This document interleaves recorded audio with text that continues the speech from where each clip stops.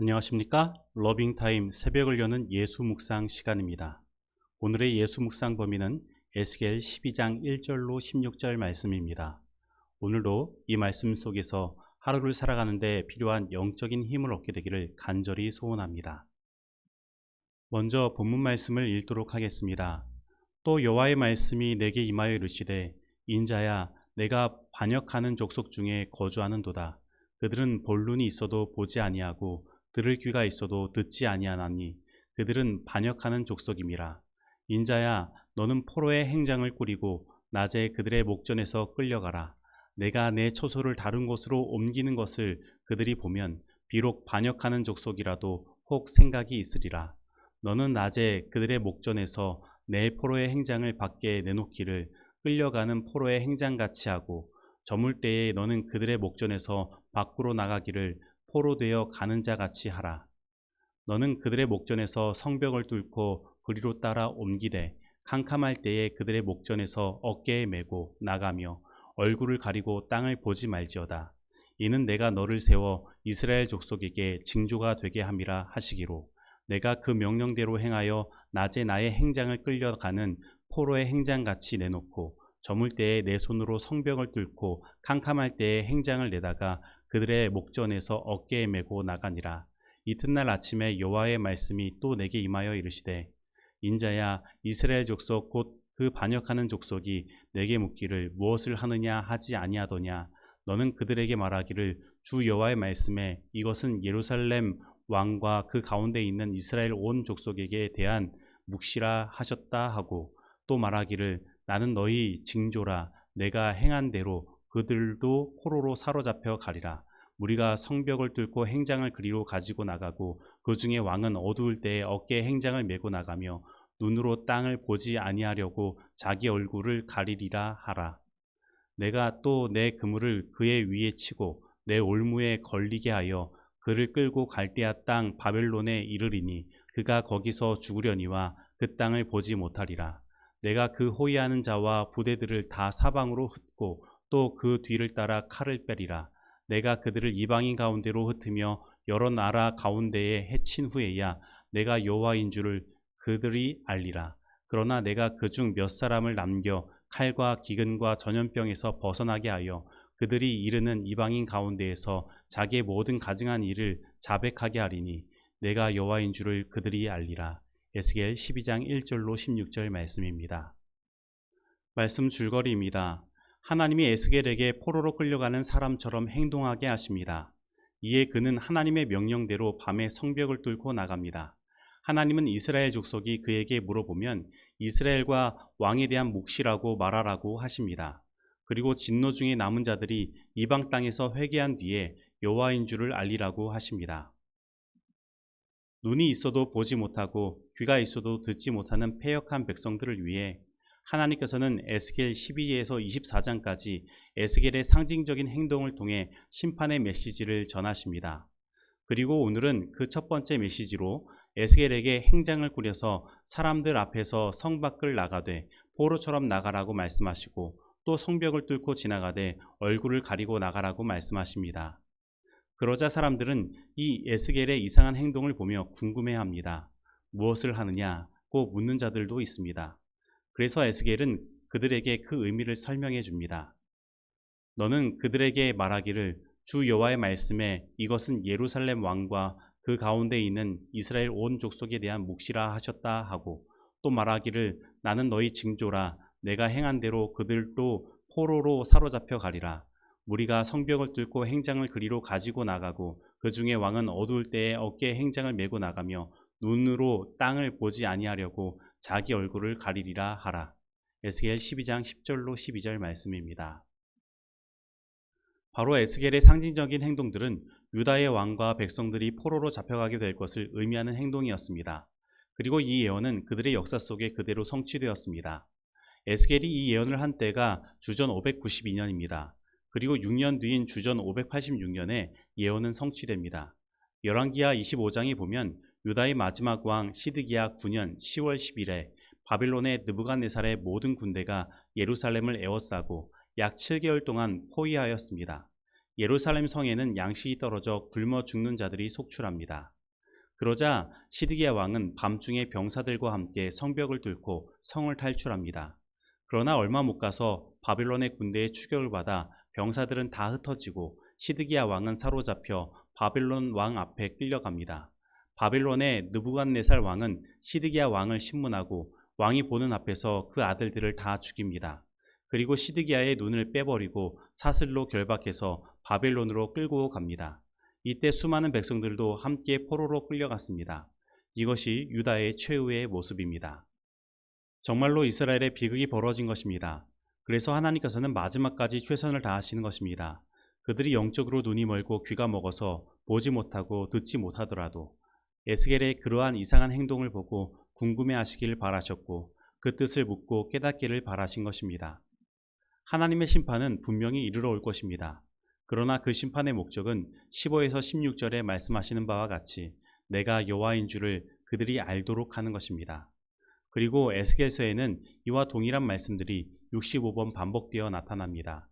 결국 하나님께서 그들이 깨닫기를 바라시는 것은 하나님이 여호와 하나님이심을 아는 것입니다. 그러면 여호와 하나님은 어떠한 하나님이십니까? 오직 하나님만이 스스로 계신 자이시며 모든 생명의 근원이 되시고 하나님께서 그 언약적인 사랑의 관계로 우리를 창조하신 것입니다. 그래서 모든 존재는 여호와 하나님을 통해 존재하는 것입니다. 여호와 하나님과의 관계가 끊어지면 죽을 수밖에 없는 것입니다. 그래서 하나님은 우리들이 근본적인 이 복, 하나님과 연결된 복에 집중하길 원하시는 것입니다. 그런데 많은 사람들은 이 연결된 것에 집중하지 못하고 다른 부수적인 복들에 정신이 팔린 것입니다. 사람들은 교회에 다니면서 하나님께서 축복 주시기를 구합니다. 그런데 그 축복은 모두 재물과 명예와 출세 등과 같은 부수적인 복들입니다. 그리고 교회 목사님들은 때로 이러한 부수적인 복들을 가지고 성도들의 눈을 멀게 하고 마치 하나님께서 그러한 복들을 주셔야만 진짜 축복받는 것처럼 기복 신앙을 전수하는 것입니다. 그러나 여러분, 우리들이 추구해야 할 진짜 복은 생명의 하나님과 연결된 복입니다. 이 근본적인 복을 떠나 부수적인 복에 집중하는 것은 오히려 그것이 하나님보다 높아진 우상이 되게 만드는 것입니다. 그리고 그렇게 부수적인 우상에 빠진 자들은 귀에 다른 소리가 들리지 않습니다. 자신이 관심 있는 것에만 귀가 열리고 자기가 원하는 것만 듣는 것입니다.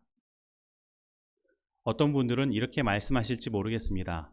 목사님, 저는 성공을 위해 하나님만을 바라보았는데 이것이 잘못된 것입니까? 네, 분명 그러한 기도를 우리는 드릴 수 있고 성공을 위해 하나님을 바라볼 수 있습니다. 하지만 우리는 생각해야 합니다. 내가 바라는 그 성공을 빼고도 나는 하나님을 바라보고 있는지 말입니다. 만약에 그렇지 못하다면 성공은 나의 우상이 되어 있는 것입니다. 오늘 나의 마음속에는 무엇이 있습니까? 오늘 하루를 살면서 내가 가장 많이 생각하는 것은 무엇입니까? 오늘 내가 간절히 바라고 기도하는 기도 제목이 무엇입니까? 과연 나는 하나님께 가장 먼저 하나님의 나라와 의를 구하고 있습니까? 우리는 나의 속에 있는 우상들을 제거해야 합니다. 진정으로 하나님을 우리 인생의 첫째 자리로 모셔야 합니다. 오늘 우리의 가장 큰 소원과 만족이 하나님과 연결된 그 자체가 되기를 간절히 소원합니다. 악에 대한 유일한 방어는 그분의 의를 믿음으로써 그리스도께서 마음속에 내재하시는 것이라. 하나님과 산 연결을 맺지 않으면 우리는 결코 자아사랑과 자아방종과 죄에 대한 유혹에 부정한 영향에 대항할 수 없다. 우리는 많은 악습을 버릴 수 있을 것이며 얼마 동안은 사단과의 관계를 끊을 수 있을 것이다. 그러나 순간마다 자신을 굴복시킴으로 하나님과 산 연락을 가지지 않는다면 우리는 정복당할 것이다. 그리스도와 개인적으로 친숙하고 계속적으로 교통하지 않으면 우리는 원수에게 좌우되어 마침내 그의 명령을 행할 것이다. 시대소망 324페이지에 있는 말씀입니다. 적용하도록 하겠습니다. 오늘 나는 영적인 소경과 귀머거리가 되어 하나님께서 보여주시는 것을 보지 못하고 들려주시는 것을 듣지 못하고 있지는 않습니까?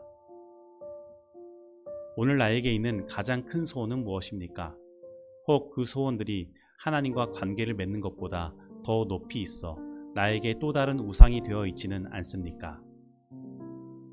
오늘 나에게 있어서 가장 중요한 것은 하나님과 만나는 것이며 하나님과 연결되는 것임을 고백하십니까? 오늘 하나님과 항상 연결되기 위해 내가 최우선적으로 해야 할 일은 무엇입니까? 다시 기도하시겠습니다. 하나님 아버지, 오늘 우리들을 영적인 소경과 귀머거리에서 건져주시고 하나님의 말씀을 들으며 오늘 우리들의 영적인 현실을 직시할 수 있도록 인도하시니 감사드립니다. 아버지 하나님, 저희들 삶 가운데 있는 하나님보다 높아지는 모든 우상들이 이 시간 깨어지길 원합니다. 성령의 불로 우리의 모든 우상들을 태워주시고 오직 하나님만 바라보고 하나님과 깊은 교제를 나눌 수 있도록 하여 주시옵소서. 우리의 모든 소원 중에 가장 높은 소원이 근본 하나님과 연결되는 것이 되게 하시고 하나님께서 주시는 부수적인 복들이 주가 되어 저의 삶을 좌우지하지 않도록 인도하여 주시옵소서. 이 모든 말씀 예수님의 이름으로 기도드립니다. 아멘.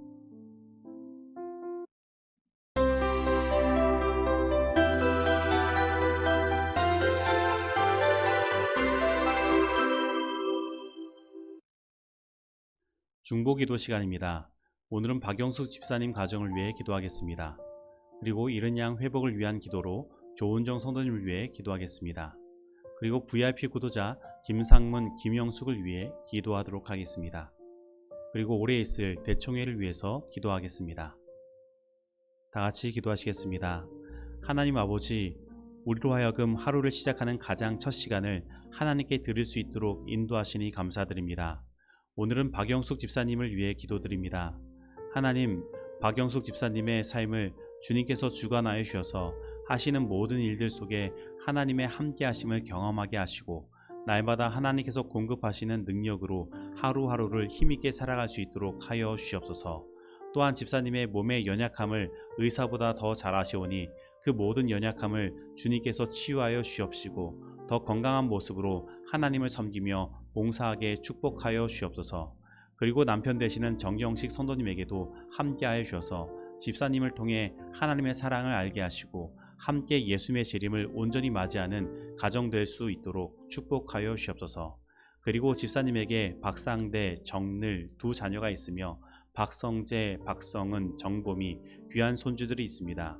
이들 모두 주님께서 축복하시고 인도하여 주셔서 세상에서 얻을 수 있는 가장 큰 복인 하나님과 연결된 복 얻게 하시고 집사님을 통해 하나님의 사랑의 복음이 온전히 전달될 수 있도록 함께하여 주시옵소서. 그리고 이 험한 세상에서 모두 안전히 거하며 건강히 살아갈 수 있도록 주님께서 항상 지켜주시고 인도하여 주시옵소서. 그리고 오늘은 이른 양 회복을 위한 기도로 조은정 성도님을 위해 기도드립니다.